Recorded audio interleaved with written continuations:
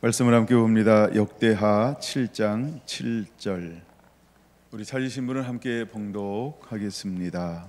솔로몬이 또 여호와의 전 앞들 가운데를 거룩하게 하고 거기서 번제물과 화목제의 기름을 드렸으니 이는 솔로몬이 지은 놋 제단이 능히 그 번제물과 소제물과 기름을 용납할 수 없음이더라. 아멘. 역대상하 8번째 시간입니다. 지난 시간에 이어서 오늘도 아주 비슷한 주제입니다. 예배의 중요성. 이런 부분들을 함께 오늘 잠시 다루어 보려고 합니다. 1장 6절, 솔로몬은 왕이 되면서 기브온에 나가서 제일 먼저 했던 것이 무엇일까? 1,000마리의 번제를 드렸다. 그래서 우리가 1,000번제 이렇게 이야기합니다. 그다음에 7장에서 이제 낙성식, 즉 우리식으로 말하면 봉헌식을 할 때 하나님 앞에 어떤 예배를 드리는가? 4절과 5절, 왕과 그 모든 백성이 여호와 앞에서 제사를 드릴 때 솔로몬이 하나님 앞에 드렸던 제물이 소가 22,000마리고 양이 12만 마리나 되었다라고 하고 있습니다.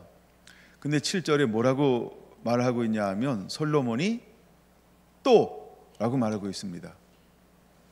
그러면 5절 말고, 그렇죠? 소가 12만 마리 말고, 22,000마리 말고, 양이 12만 마리 말고 7절 솔로몬이 또라고 말하고 있습니다. 그럼 이것은 무엇일까? 매일매일 하나님께 드리는 절기의 예배인 것입니다. 매일매일 드리는 절기의 예물인 것입니다.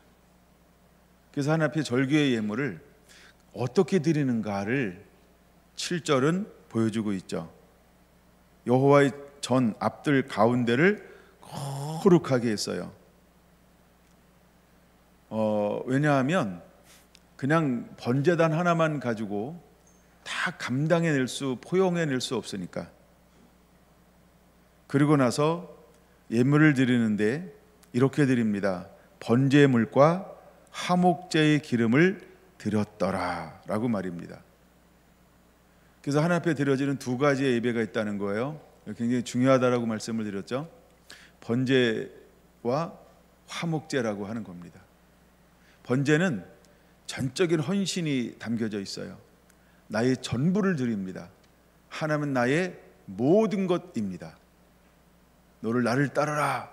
그럴 때 전부를 버리고 나를 따르라. 그걸 뭘 의미한다면 번제를 말하는 거예요. 번제. 로마서 12장 1절, 내 몸을 거룩한 산제물로 드려라.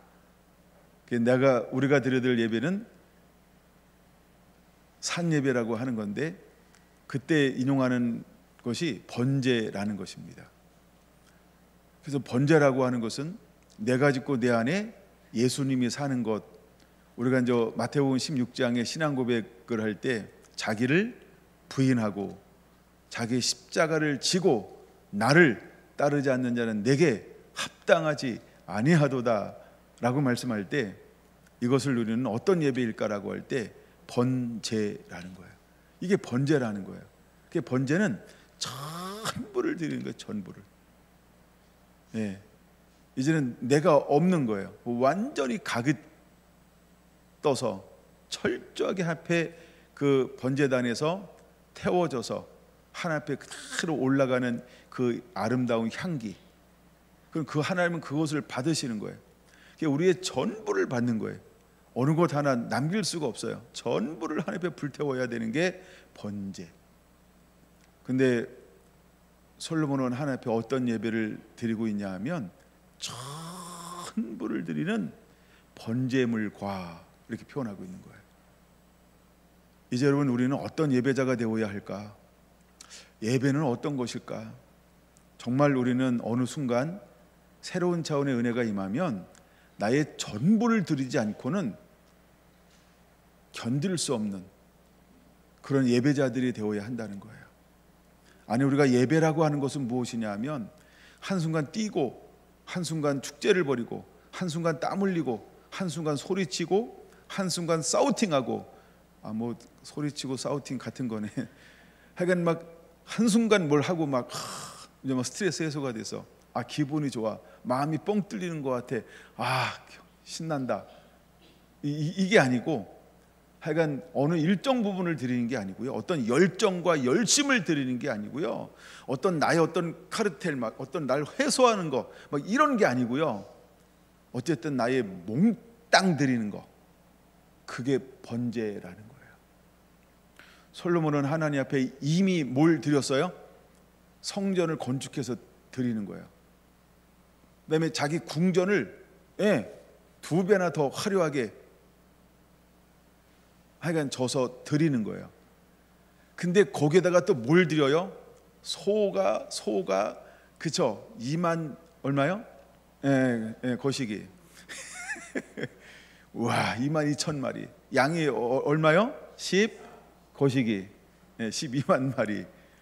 근데 또 드리는 거예요. 그래가지고 이게 감당할 수가 없으니까 여호와의 성전들을 어떻게 했어요? 거룩하게 구별하고 난 다음에 여기서도 예배 드리는 곳을 특별하게 허용할 정도로 막 어마무지한, 양으로 따지면 소로 따질까요? 이거 양입니다. 물량의 양입니다. 양으로 막 어마어마한 걸 하나 앞에 드리는 거예요. 근데 그 예배는 딱 첫째 2가지가 올라가는 거예요. 첫째는 번제예요. 둘째는 화목제예요. 화목제도 지난번에 말씀드렸죠. 하나가 되는 거예요. 숙제인가요? 읽어보라고 한 거다 했는지 모르겠어요. 어디 읽어보라 그랬죠? 2장. 그건 2장에 물론 다른 데도 나와 있는데 1차적으로 2장을 읽으라는 거예요. 화목케 하라 하신 하나님이 예수님을 통해서 하나님께서 어떻게 화목제원으로 되었는가. 그래서 하나가 되는 것, 막힌 담을 허시는 것, 그래서 관계가 회복되어지는 것, 하나님과 다시 말문을 트는 것. 그래서 우리는 화목해야 되잖아요. 화목제물로 2번째 드리는 거예요. 그럼 그 전과 그 이후는 이스라엘 백성과 하나님과 어떤 관계였을까라고 할 때, 그렇죠? 약간 이렇게 막힌 게 있었다는 거죠. 근데 이 성전을 봉헌함을 통하여서 완전히 뭘 열어 제친 거예요. 마치 시장이 찢어지는 것처럼. 이건 나중에 이제 예수님을 통해서 찢어지지만 그런 것처럼 완전 모든 막힌 것이 확 파쇄되어지는 것, 그런 의미에서 화목제를 드리는 거예요. 화목제를. 그 화목제를 드리면요, 제사장들도 기뻐하고 레위인들도 기뻐하고 또 드리는 모든 백성들이 기뻐하고. 왜? 이것은요 함께 누릴 수 있기 때문에 그래요. 화목제는. 번제는 몽땅 하나님만 받으세요.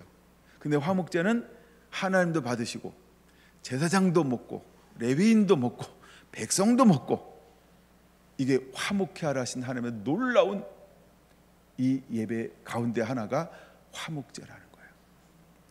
근데 이 봉헌식을 드릴 때 다른 어떤 5가지 예배 중에서 이 특별히 2가지 예배가 돋보이게 하나님은 이 예배를 받으시고 있다는 거예요. 그러면 왕과 모든 백성은 4절 이 2가지 예배를 하나님 앞에 그대로 드리고 있다라고 하는 거예요. 그런데 어떻게 드리고 있나요? 어떻게 드리고 있나요? 번제물과 화목제의 기름을 드렸으니 이는 솔로몬이 지은 놋 제단이 능히 그 번제물과 소제물과 기름을 용납할 수 없음이더라. 그러니까 막 넘치게 그렇게 드렸다라고 하는 거예요. 우리가 하나님 앞에 어떤 예배자가 되어야 할까? 솔로몬과 모든 회중들이 이 예배를 통해서 신앙 공동체가 회복되어지는 것입니다. 믿음의 공동체가 회복되어지고 있습니다. 이제 앞으로 우리는 어떤 방향을 가지고 삶의 가치관을 가지고 어떤 목적을 가지고 어떤 표대를 향하여 달려가야 할지를 이 봉헌식을 통해서 제시해 주고 있는 겁니다. 그럼 왕과 모든 백성은 어떤 공동체가 되어야 한다는 것을 이 예배 하나를 통하여 보여주고 있는 걸까요? 우리는 예배 공동체다, 믿음 공동체다, 신앙 공동체다. 이거를 그냥 그 봉헌식 하나를 통해서 보여주고 있는 거예요. 그래서 온 무리들이, 백성과 모든 백성들이 이제는 한 마음이 되어서 자신이 할 수 있는 최고와 최선에 지나도록 하나님 앞에 전부를 다하여 드리면서 헌신하고 있는 예배. 여러분, 우리는 일평생 살면서 이런 예배를 몇 번이나 드려야 할까요? 어쩌면 매일매일의 예배가 우리의 전부를 다하는 예배이어야 할 줄로 믿습니다. 그래서 이것을 우리가 자기 희생의 예배인데, 나와 하나님과 하나 되는 예배, 이 감격에 겨워서 매번 드려지는 예배가, 예를 들어 로마서 12장 1절 내 몸을 거룩한 산제에서 드리는 거, 갈라디아서 2장 20절 이제 사나 조나는 그리스도의 것이라고 하는 거, 그다음에 마태복음 16장 24절에서 26절 자기 십자가를 지고 자기를 부인하고 전적으로 주님을 위해서 사는 것, 이런 것들은 이것이 바로 솔로몬이 드리고자 하는, 아니 하나님이 찾으시는, 또 하나님께서 받으시는 그런 예배의 하나의 형태라고 하는 거예요. 오늘날은 우리가 이 세 가지의 말씀처럼 로마서 12장, 갈라디아서 2장, 마태복음 16장 24절 이런 형태의 예배를 드리는 예배자이어야 할 줄로 믿습니다. 우리는 이 예배자를 일컬어서 뭐라고 부를 수 있는가? 요한계시록 14장 4절에 말하는 것처럼 어린 양이 어디로 인도하든지 따라가는 자며, 1절로 말하면은 그 이마에 인친 자, 다르게 말하면 이기는 자라고 하는 것입니다. 과연 이 시대에 누가 이길 수 있냐는 거예요. 이 시대의 영적 싸움에서 또 우리가 육을 누가 이길 수 있냐는 거예요. 자기를 쳐서 복종시키면서 전적으로 영에 순복시킬 수 있는 사람은 어떤 사람일까요? 예배에 성공하는 사람밖에 없다는 거예요. 아까 우리 선교사님 말씀 중에 하나, 여기나 거기나 같은 것이 하나 있다라고 말씀을 했는데 기억에 남네요. 그 수많은 것 중에 다른 것 되지 않고 딱 하나만 되셨는데 그걸 욕심이라고 표현하셨더라고요. 하나님 받으시는 예배는 결국 무엇을 죽이는 걸까요? 그렇죠. 욕심. 왜 욕심일까요? 욕심은 죄를 만들어내기 때문에 그래요. 죄가 장성하면 사망, 스올, 지옥을 만들어내기 때문에 그런 거예요. 그래서 하나님이 찾으시는 예배, 지금 이 솔로몬과 왕들이 드리는 이 예배는 어떤 예배일까?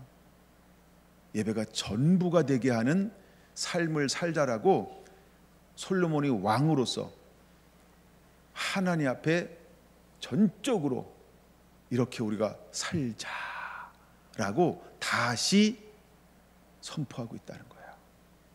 하나님 이 예배를 통해서 포로에서 돌아온 이스라엘 백성들에게 무엇을 전달해 주고 싶을까요? 바로 그거. 우리가 이제는 하나님을 전적으로 드리는 예배 공동체가 되어야 된다. 이것을 나눠주고 싶었다라고 하는 것입니다. 이제 우리는 하나님이 우리에게 전부여야 합니다. 아멘. 예수님이 우리의 전부여야 합니다. 아멘. 우리 힘에 지나도록 하나님을 섬기는 자가 되어야 합니다. 아브라함이 이삭을 드렸던 것처럼. 창세기 3장 5절에서 6절, 눈이 밝아져서 하나님같이 선악을 알 줄 하나님이 아시기 때문이야. 그래서 이것을 먹지 말라고 하신 거야 라고 미혹하기 시작을 했고 미혹받기 시작했다라고 하는 겁니다. 근데 사탄이 어떻게 미혹하냐면 하나님 같이 되어, 너는 이걸 먹잖아, 하나님 같이 되어 선악을 분별할 거야. 이 출처가 어디일까요? 이 말의 출처는 어디일까요? 바로 사단에게서 나왔다라고 하는 거예요. 그것이 사실이라 할지라도, 그것이 진실한 말이라 할지라도, 이 말의 출처는 어디서 생성된 말일까요? 마귀가 사용하는 말이라는 거예요. 하나님은 한 번도 아담과 하와랑 교제할 때 이런 언어와 표현을 쓰지 않았다는 거예요. 근데 사탄은요, 어떤 걸로 아담과 하와를 미혹하기 시작했을까요? 이것을 먹잖아? 그럼 하나님도 아셔. 에이, 나 천사들도 다 알아. 야, 너만 몰라. 나도 알고 있지. 이걸 먹잖아? 그러면 하나님과 같이 될 거야. 이 말이 얼마나 무서운 말인지 몰라요. 예수님도 세례를 받고 공생애를 시작하기 전에 성령이 이끌려 광야로 나가셨어요. 그때 40일을 금식하고 난 후에 사탄이 그에게 다가와서 3가지로 그를 시험하고 있다는 거예요. 그럼 어떤 영역을 시험하고 있을까? 그 안에 있는 교만함, 그 안에 있는 자아, 그 안에 있는 욕심. 왜? 그는 이미 30년 동안 무엇을 잊고 있었어요? 육신. 이걸 우리가 뭐라고 표현해요? 육체. 이걸 우리가 뭐라고 표현해요? 흙으로 만든 우리와 똑같은 성정, 그걸 가지고 있었잖아요. 이걸 입고 몇 년 동안 사셨다고 우리와 똑같은 30년을 사셨다는 거예요. 그러면 이 육체를 입고 계셨기 때문에 그는 무엇을 30년 동안 느꼈을까요? 육체의 한계, 이 육체의 영역을 30년 동안 이렇게 표현할까요? 살저리게, 뼈도 저리고 살도 저리고 온몸에 사모치도록 그는 30년 동안 이 한계를 가진 육체를 입고 있었다라고 하는 거예요. 사단은 아무도 관심 갖지 않는, 아니 예수님이 한 번도 그거에 대해서 불편함이 없었는데 마귀는 와서 너 30년 동안 육체를 입고 있었지? 흙을 입고 있었지? 똑같은, 우리와 똑같은 이 한계, 네 마음대로 내 뜻대로 할 수 없는 이 한계를 가지고 있는 타락한 이것을 입고 있었지? 이것을 공격하고 있다는 거예요. 그걸 다른 말로 말하면 사탄이 지금 무엇을 공격하고 있는 걸까요? 욕심이요, 자아요, 그 다음에 교만함이요. 예수님은 그것을 교만할 마음이 없었어요. 그는 자아가 살아나려고 한 적이 없었어요. 그러냐 욕심을 품으려고 한 적이 없었단 말이에요. 근데 사탄은 그에게 다가와서 3가지를 시험하는데 뭘로 시험해요? 야, 너 30년 육체 입고 있었지? 이걸 흔드는 거와 똑같은 거예요. 창세기 3장에서 시험했던 거나 창세기 22장에서 아브라함을 시험했던 거나 마태복음 4장에서 시험한 거나 사단은 같은 방법으로 우리에게 시험해 온다는 거예요. 그럼 마지막 때에는 어떻게 사탄이 우리를 시험할까요? 흔들 수 있는 모든 것을 사탄은 흔들 거라고 하는 것입니다. 그 중에 이제 우리는 무엇을 지키는 자가 되어야 할까라고 할 때 아담은 무엇을 지켜야 했을까요? 생각. 둘째, 아브라함은 무엇을 지켜야 했을까요? 생각. 예수님은 무엇을 지켜야 했을까요? 생각. 무엇을 지킬 만한 그 무엇보다도 내 마음, 이 생각을 말합니다. 생명의 근원이 이에서 남이니라. 사단은 오늘날 우리에게 다가와서 무엇을 타치할까요? 그걸 우리는 생각이라고 말합니다. 이걸 로마서 8장은 이렇게 표현하고 있는 것입니다. 육신의 일을 추구하는 것과 영생, 생명의 일을 추구하는 것. 다시 말하면 육신의 생각과 영의 생각이 있다라고 하는 것입니다. 그래서 육신의 생각을 쫓는 사람들은 육신의 일을, 그럼 육신의 일은 가면 어떤 길로 가는 거예요? 교만한 겁니다. 자아를 추구합니다. 욕심을 추구하게 되어져 있는 거예요. 이게 사탄의 미혹이라는 거예요. 영을 쫓고 영을 생각하는 사람들은 성령의 열매를 맺게 되어져 있는 거예요. 왜 솔로몬은 봉헌식을 하면서 다른 그 어떤 것보다, 그는 왕이 되면서 그는 성전을 봉헌하면서 제일 먼저 앞자리에 삶에 놓았던 것은 무엇일까? 예배였다는 거예요. 그럼 우리도 어떤 것을 맨 앞에 놓고 삶을 사는 자가 되어야 할까? 예배가 전부여야 하고, 예수님이 전부여야 하고, 하나님이 전부여야 한다. 다르게 말하면 하나님의 우리에게 명령하신 이 말씀이 전부이어야 한다라고 하는 것입니다. 이제 우리는 이 명령이 우리 삶의 전부가 될 수 있을까요? 이 명령이 우리 삶의 전부가 될 수 있을까요? 우리는 이 하나님의 명령이 우리 삶의 전부가 되는 삶을 사는 자가 되어야 합니다. 1장으로 한번 넘어가 보겠습니다. 역대하 1장. 이제 솔로몬이 처음에 예배를 드리고 난 다음에 하나님은 이미 14절, 15절, 16절, 17절을 통해서 무엇을 주신 것처럼 기록되어져 있나요? 부귀영화. 그렇죠? 그러면 이 말은 내가 성전을 봉헌했으니까, 내가 왕궁을 건축했으니까, 세 번째, 내가 이제 하나님의 말씀에 언제나 순종했으니까, 내 일을 마치니까 부귀영화가 임했다. 먼저 부귀영화가 임한 걸까요? 뭘 하고 나니까 부귀영화가 임한 걸까요? 전자라는 거예요. 그는 왕이 되었을 때 하는 그에게 무엇을 주었을까요? 이미 성전을 짓기 전, 이미 자기 왕궁을 건축하기 전, 그러니까 성전을 짓는 가운데, 왕궁을 짓는 가운데 한쪽에서는 어떤 일이 일어나고 있다? 부귀영화를 하나님이 공급하고 있다. 그래서 1장 14절, 15절, 16절, 17절은 그와 같은 말인 것입니다. 자, 근데 하나님께서 솔로몬을 부유하게 만듭니다. 영화롭게 만듭니다. 권세 있게 만듭니다. 능력 있게 만듭니다. 그게 하나님은 무엇을 주신다라고 네 구절에서는 말하고 있나요? 첫째, 병거와 마병을. 둘째, 15절에 은금을 돌같이 흔하게. 우린 그 옆에다가 성경 하나를 적어놔야 되지 않을까 하는 생각을 하면서, 먼저 옆에다가 적어놓을 말씀이 있다고 한다면 역대하 9장 13절 이하입니다. 역대하 9장 13절 이하에서 28장까지요.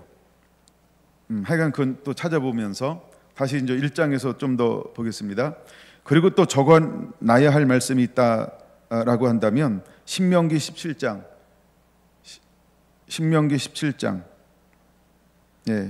16절, 17절 그렇게 적어놓으시기를 바랍니다.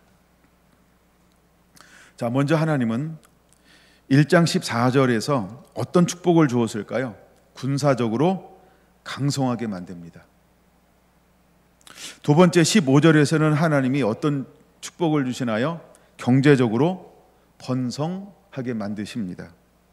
세 번째 16절 17절 하나님은 세 번째 상업적으로 용성하게 만듭니다. 제가 일부러 단어를 좀 다른 단어를 한번 써봤어요. 명사를. 첫째는 군사적으로 강성하게 만들었어요. 두 번째는 경제적으로 번성하게 만들었어요. 세 번째 하는 그를 상업적으로 그를 용성하게 만들었다라는 겁니다. 이것이 하나님은 솔로몬에게 주신 축복입니다. 물론 그 축복을 누린 이유는 알죠. 하나님이 그에게 지혜와 총명을 주었어요. 솔로몬은 하나님께 온전한 예배자였고 하나님을 기쁘시게 하는 순종의 삶을 살아가고 있다라고 하는 겁니다. 그럴 때 하나님은 그에게 어떤 은혜와 복을 내리워 줬을까? 군사적으로는 강성하게 만들었고, 경제적으로는 번성하게 만들었고, 상업적으로는 융성하게 만들었다라는 것입니다. 1장 1절 뭐라고 표현하고 있나요? 다윗의 아들 솔로몬의 왕위가 견고하여 가며, 이미 성전을 건축했기 때문에 견고하여 가는 게 아니고, 그가 예배에 하나님이 기뻐하고 원하시는 예배를 먼저 드리는 삶, 즉 하나님을 최우선에 놓는 신앙적 삶으로 말미암아 하면 그에게 무엇을 주셨다? 견고하게 하셨다라는 겁니다. 그리고 1절에 중요한 단어가 하나 있죠. 그의 하나님 여호와께서 그와 함께 하사. 언제 하나님이 함께 해주시는 거예요? 순종할 때. 이렇게 표현할까요? 하나님의 명령에 순종할 때. 그리고 세 번째가 뭐라고요? 함께 하사 심히 창대하게 그에게 성전을 건축하기 전에, 자기 왕궁을 건축하기 전에 이미 하나님의 복은 시작되었다. 그게 1장 1절인 것입니다. 그리고 그것을 구체적으로 보여주는 것이 14절, 15절, 16, 17절인 것입니다. 그리고 나서 다시 성전을 건축하고 난 이후에 보여주는 축복이 9장 13절에서 38절에 기록되어져 있는 것입니다. 통치자는요, 백성들을 돌보는 일에 힘써야 했다라고 하는 것입니다. 어디서 그 부분이 나오고 있냐 하면, 내가 너에게 무엇을 줄고 너는 내게 구하라. 그럴 때 솔로몬은 무엇을 구합니까? 자기를 위하여 뭘 구하지 않고 12절에 부, 재물, 영광도 구하지 아니하고, 11절 장수도 구하지 아니하고. 그는 무엇을 구했습니까? 하나님이 주신 백성들을 잘 치리할 수 있도록, 통치할 수 있도록. 그는 자기를 위하여 구한 사람이 아니고 하나님의 나라와 하나님의 의를 위하여 구하는 사람, 소망을 품은 사람, 소원을 품은 사람. 하나님은 그에게 그가 구한 것뿐만 아니라 구하지 않은 모든 것들을 주시기 시작하셨다라고 하는 것입니다. 여러분, 1장에 선 하나 껴놓고 9장으로 잠시 한번 넘어가 볼까요? 이건 9장에만 나오기 때문에 그렇습니다. 9장에 하나님이 드디어 모든 것을 부어주기 시작을 합니다. 그는 백성들을 돌보는 일을 위하여 하나님은 부귀 영화를 누리게 했습니다. 근데 그러던 가운데 그가 어떤 마음이 살짝 들어오기 시작했을까? 22절에서 24절 그냥 같이 한번 읽어볼까요? 9장 22절에서 24절 시작. 솔로몬 왕의 재산과 지혜가 천하의 모든 왕들보다 큰지라. 천하의 여랑이 하나님께서 솔로몬의 마음에 주신 지혜를 들으며 그의 얼굴을 보기 원하여 각기 예물을 가지고 왔으니 곧 은그릇과 금그릇과 의복과 갑옷과 향품과 말과 노새라 해마다 정한 수가 있었더라. 솔로몬의 병거매는 말의 위안가는 4천이요 마병은 12,000명이라. 병거성에도 두고 예루살렘 왕에게도 두었으며. 이게 뭐가 이제 여기서 우리가 찾아봐야 할까요? 여기에 어떤 마음이 일어나기 시작했을까? 치부, 이렇게 적어 놓으세요. 치부, 자기를 위해서. 이게 이제 치부라는 단어를 제가 사용하는 겁니다. 자기도 몰랐어요. 자기가 치부하고 있다는 거. 이것이 하나님의 은혜요, 하나님의 영광이요, 하나님 것이요, 하나님을 위한 통치요, 하나님을 향한 경제요, 하나님의 백성을 부흥하고 융택하게 만드는 것이요, 이렇게만 여기지 아니하고 그 순간 솔로몬의 마음에 어떤 것이 들어오기 시작했냐 하면 처음에는 지혜를 구했던, 즉 백성의 통치, 다스림, 백성들을 돌보는 그 일을 먼저 구했던 그가 하나님께서 부귀영화를 누리고 또 누리게 하는 그 동시에 수많은 사람들이 이미 성전을 건축하는 가운데 사람들이 몰려와요. 성전을 건축하고 왕궁을 건축하는 동시에 사람들이 몰려와요. 근데 사람들만 오는 게 아니라 뭘 가지고 와요? 모든 귀중한 것들, 보물들을 가지고 끊임없이 그에게 오더라는 것입니다. 그럴 때 그의 마음속에 어떤 마음이 생겼을까요? 이걸 약간 세 단계로 나눠서 한번 세 번째 것부터 다뤄볼까요? 욕심이 들어오기 시작했어요. 그 다음에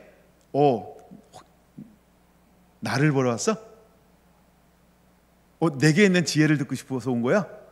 왜 저래? 어디서 왔다고? 이야, 저렇게 먼 곳에서 나에게 있는 지혜를 듣고 싶어 왔어? 나를? 진짜. 그러니까 마음이 어떻게 됐어요? 교만함이 자기도 모르는 가운데 아무도 그것을 논하지 않고 직언할 수 없었어요.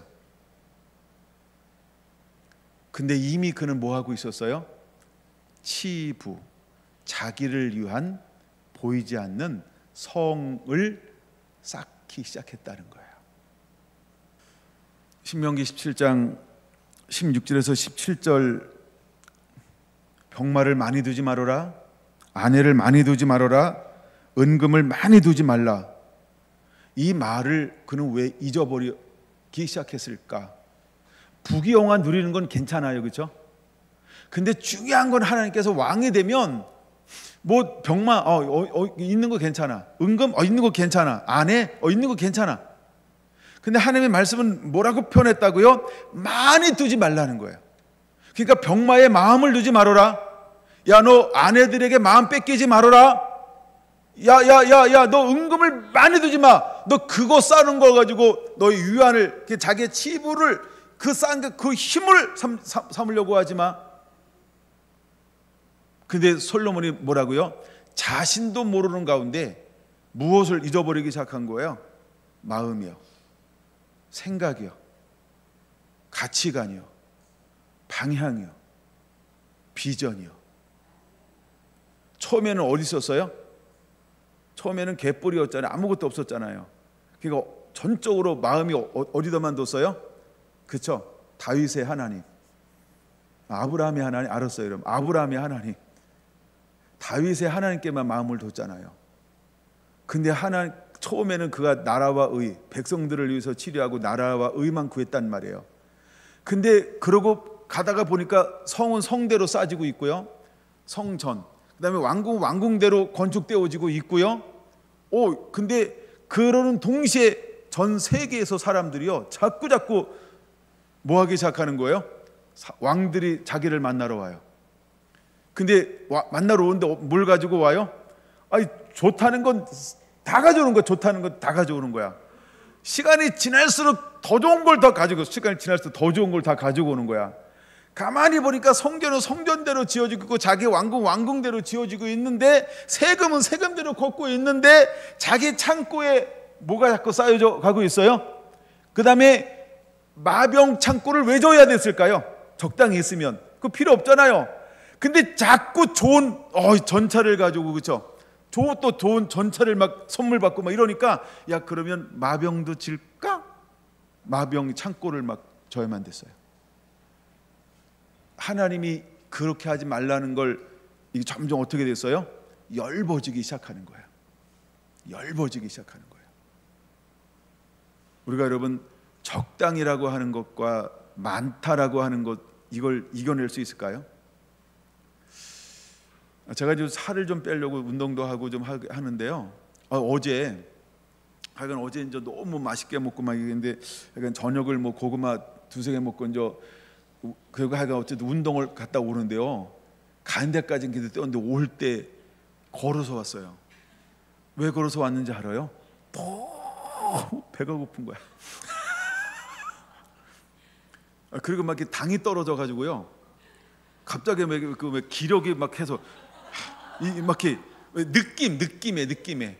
그래가지고 온통 생각에 어떤 생각이 사잡히는지 아세요? 그 집에 가자마자 뭘 먹을까? 라면을 먹을까? 그럼 또 사랑하는 아내가 나를 생각해서 잔소리하겠지. 안 먹으면 몸은 참 좋은데 몸아 나 먹어야 되니 안 먹어야 되니 막 이러면서 이제 그 길을 이제 집에까지 막 오는 거예요. 그래도 땀은 좀 흘려야 되겠지? 또 걷다 뛰다. 그리고 집에 와서 어떻게 했을까요? 라면 빼고 다 먹었어요. 일단 감자 한 2개 먹고, 그 다음에 음료수 감자래 고구마 2개 먹고, 그 다음에 음료수 한 2개 먹고, 하여간 뭐 또 고구마 또 먹으니까 요만한 고구마인데도 또 채워지더라고요. 하여간 막 그렇게 어쨌든 라이스 안 먹었고 라면 안 먹었지만, 근데 그 가정이요, 참 안 먹으면 정말 좋겠지. 네 주인님 안 먹으면 참 좋을 거예요. 근데 하여간 혼자 이제 막 그렇게 이제 실험을 한번 해봤습니다. 우리가 어떤 그 육체를 이기는 거, 본능을 이기는 거, 상황을 이기는 것은 솔로몬만 그런 게 아니고 우리도 똑같은 거예요. 어마무지한 씨름을 하면서도, 그렇죠? 저는 졌잖아요. 와서 물도 좀 많이 마셨고, 안 먹으면 좋은 거 아는데, 그렇죠? 고구마도 어쨌든 먹고, 또 뭘 하나 먹었지? 하여간 뭘 하나 먹었는데, 그 사모님이 먹다가 남긴 복숭아 반에 반쪽, 그걸 남겨놨더라고요. 그것도 먹고. 근데 그때 먹는 맛이 무슨 맛인지 다 알잖아요. 우와, 세상에서 제일 맛있는 거예요, 그때가. 솔로몬은 안 그랬을까요? 솔로몬은 안 그래야 되는 걸 알았는데 자기도 모르게 뭘 하고 있는 거예요? 그쵸? 야금. 뭐만 안 먹은 거예요? 대놓고 밥만 안 먹은 거예요. 대놓고 라면만 안 먹은 거예요. 근데 그거 2개 빼놓고 먹었잖아요, 그렇죠? 솔로몬도 그렇게 시작했답니다. 우리도 그렇게 될 수 있다라고 하는 거죠. 경제적 부가 믿음의 삶을 압도해서는 안 된다는 것 우리가 압니다. 근데 때때로는 믿음보다는 경제적 부가 우선이어야 한다라고 얼마나 우리가 바등바등거리며 살아가는지 모릅니다. 하나님은 구하지 않는 부와 재물과 영광과 원수와 장수도 누리게 하셨답니다. 하나님의 나라와 의를 구할 때.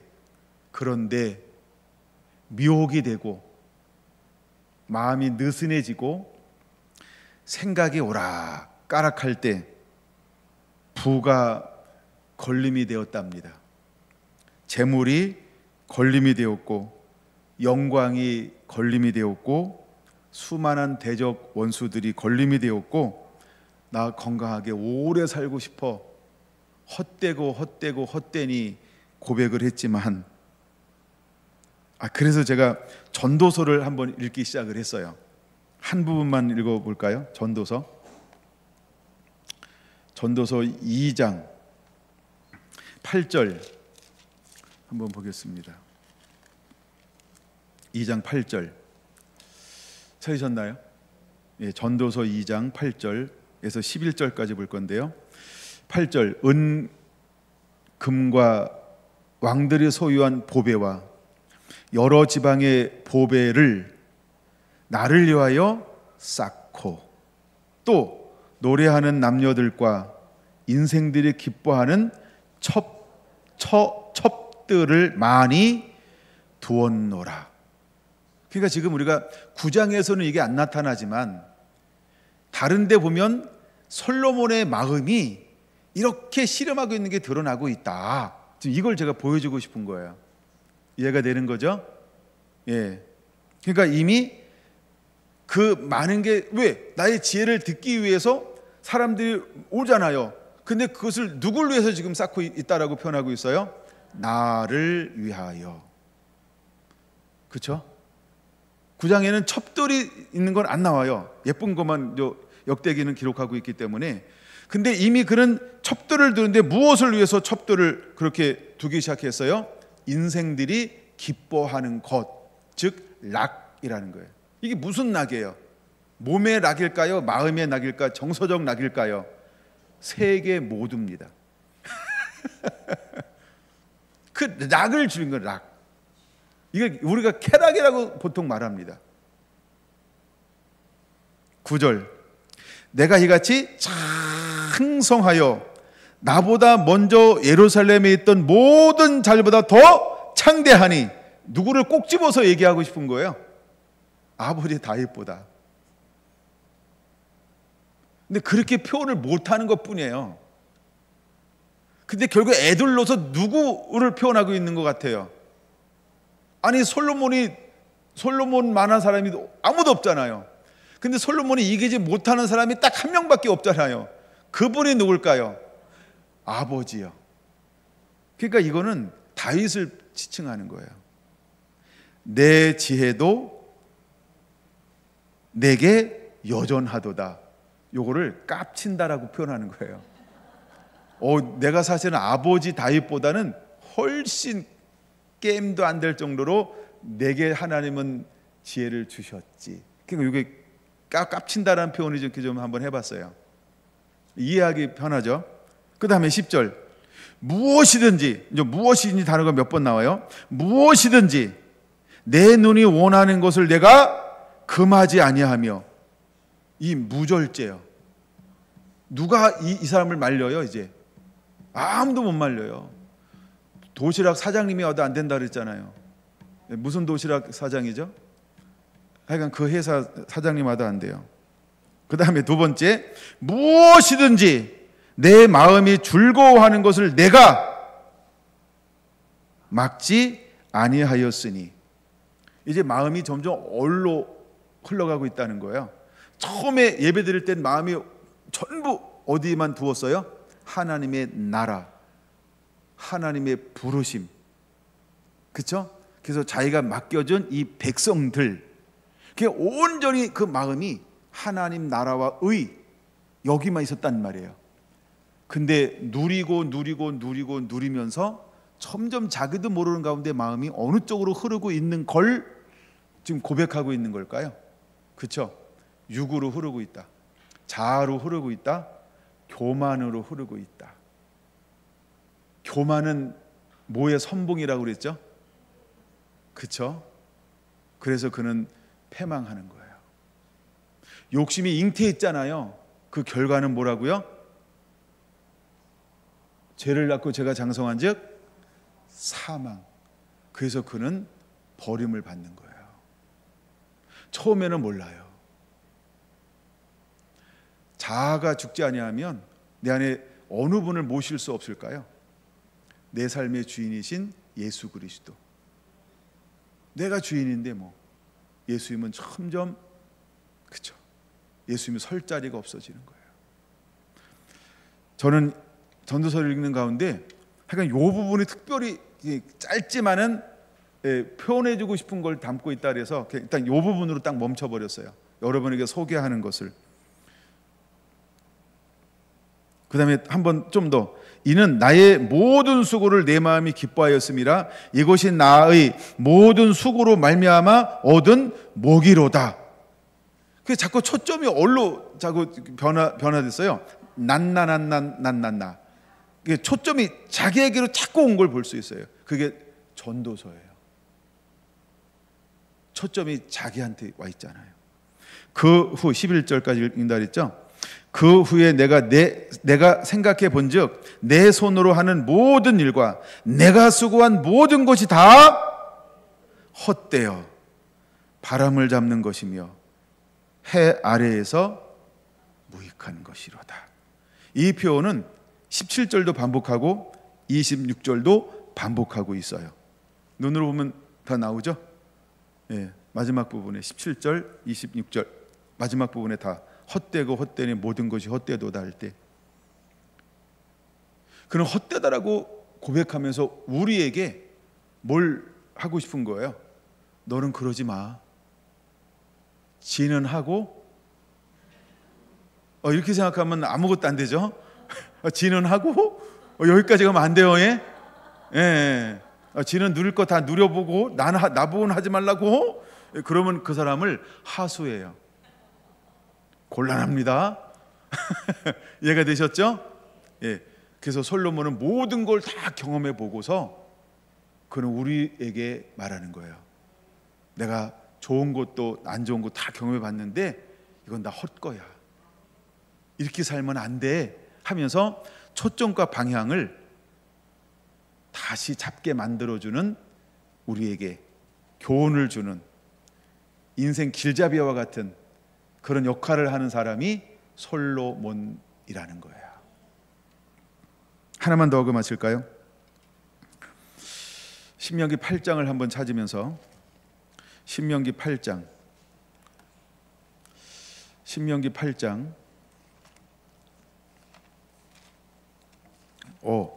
제가 마냥 하면 안 되는데 오늘 길어졌네요. 큰일 났대.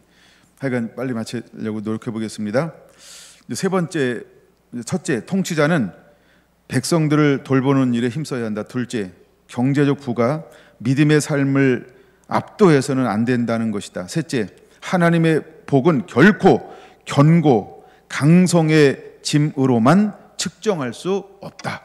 제가 이제 주고 싶은 거예요. 세 번째가, 하나님의 복은 결코 경고, 1장 1절이요. 경고, 강성의 짐만으로는 측정할 수 없다. 왜? 이제 8장에 잘 봐야 됩니다. 신명기에 명령이라고 하는 말이 99번 나옵니다. 그리고 명하노니 명하여 뭐 이런 말은 더 많이 나오죠. 자, 그러면 명령이란 말이 신명기 8장에는 몇 번이나 기록되어져 있을까라고 할 때 4번이 나옵니다. 근데 4번이 나오는데, 자, 명령이라고 할 때 8장 1절 뭐라고 말합니까? 내가 오늘 명하는 모든 명령을 너는 지켜 행하라. 이게 첫 번째입니다. 하나님 우리에게 명령하셨습니다. 우리는 어떻게 해야 할까요? 지켜 행하는 자가 되어야 합니다. 2절 중간에 이렇게 나옵니다. 그 명령을 지키는지 지키지 않는지 알려 하심이라. 이것이 시험의 목적이라는 것입니다. 왜 우리에게 환난과 어려움과 많은 것들이 우리에게 왜 이렇게 올까요? 그것은 하나님 말씀 앞에 기쁠 때 어떻게 반응하는지, 잠잠할 때 어떻게 반응하는지, 안 좋을 때 어떻게 반응하는지, 완전 망했을 때 어떻게 반응하는지, 이걸 하나님이 보고 싶다라고 하는 겁니다. 그래서 우리는 어떤 상황 가운데서도 어떤 자세, 마음, 생각을 품냐, 하나님 이것을 보고 싶다라고 하는 겁니다. 그래서 하나님은 솔로몬에게 무엇을 주었을까요? 부귀영화, 모든 것들을 그가 누리게 만들었습니다. 그것을 통해서 하나님은 우리를 다시 교훈하고 싶은 것이고, 다시 교훈이라고 하는 것은 가르치고 싶다, 말씀하고 싶다라고 하는 것입니다. 그러므로 우리는 솔로몬이 통해서 우리에게 주신, 때로는 잠언, 때로는 전도서, 때로는 아가서를 통해서 우리가 배워야 한다는 것입니다. 그 다음에 명령이라고 하는 단어가 어디에 있을까요? 6절에 나옵니다. 8장 6절, 내 하나님 여호와의 명령을 지켜 그 길을 따라가며 그를 경외할지니라. 하나님 이스라엘 백성들에게 다른 걸 말하지 않습니다. 여호와의 명령, 그 길을 가라고 말하고 있는 겁니다. 자, 11절, 내가 오늘 내게 명하는 여호와의 명령과 법도와 규례를 지키지 아니하고 내 하나님 여호와를 잃어버리지 않도록 삼갈지어다. 이제 우리는 이 솔로몬의 기도와 기도, 솔로몬의 예배와 예배, 솔로몬의 삶과 삶을 통해서 우리에게 무엇을 말씀하고 싶어 할까? 여호와 하나님의 말씀을 그대로 따라가라. 솔로몬은 우리에게 그것을 전달해주고 싶어 한다라고 하는 겁니다. 여러분들이 이번 한 주간 동안 1장에서 10장 읽었습니다. 또 돌아온 주간에 11장부터 20장까지 읽고 암송하고 또 씨름할 겁니다. 무엇을 배워야 할까? 이제 드디어 유다의 왕들이 소개가 되어지기 시작할 겁니다. 우리는 배워야 합니다. 그들은 어떤 길을 걸어갔는가? 물론 기준은 누구죠? 다윗같이 정직하였더라 합니다. 근데 다윗은 어떤 길을 걸어간 사람일까요? 그렇죠? 하나님의 모든 명령과 법도와 규례를 지켜 행한 사람이다. 그는 하나님 말씀을 순종한 사람이다. 다시 그는 하나님의 여호와의 명령을 듣고 지켜 순종한 사람이다. 여러분, 이 원리를 꼭 배우셔서 나의 남은 인생, 이제 우리는 그 길을 삑딱하게 가지 말고 그 길만을 향하여 올바르게 곧게 갈 수 있는 그런 은혜들이 임하게 되기를 예수님의 이름으로 축원합니다. 기도합니다.